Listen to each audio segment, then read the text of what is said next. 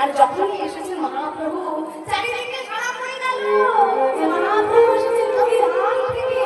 আর চারিদিকে যখন সারা পড়ে গেল একই বাড়ি, এবার মন্দির আসলে এক বাড়ির বাসুদেব ঘোষ, মাধব ঘোষ আর গোবিন্দ ঘোষ তিনজন এসেছেন মহাপ্রভুর চরণতলে আশ্রয় নিতে। চরণে এসে বললেন, প্রভু সাধন জানি না, পূজা জানি না, কিছুই জানি না, শুধু তোমার চরণে এই নিবেদন ছাড়া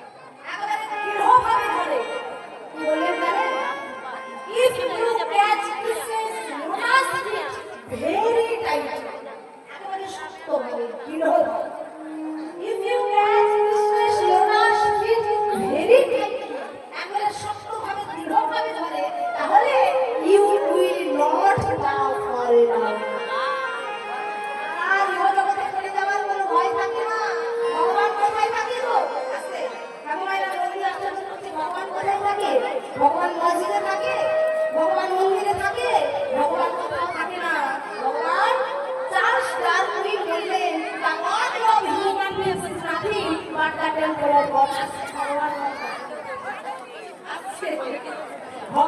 ভগবান থাকে।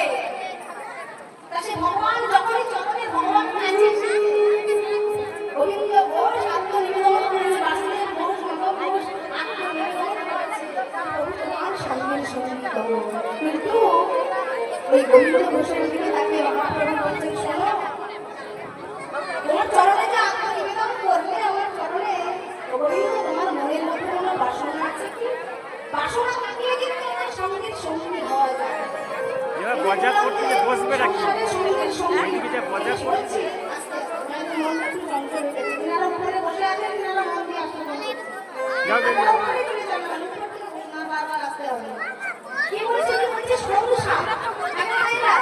সংসার হচ্ছে সব অসার, সংসারে হচ্ছে সব অসার। রামকৃষ্ণ পরমহংস যে বললেন যে আমার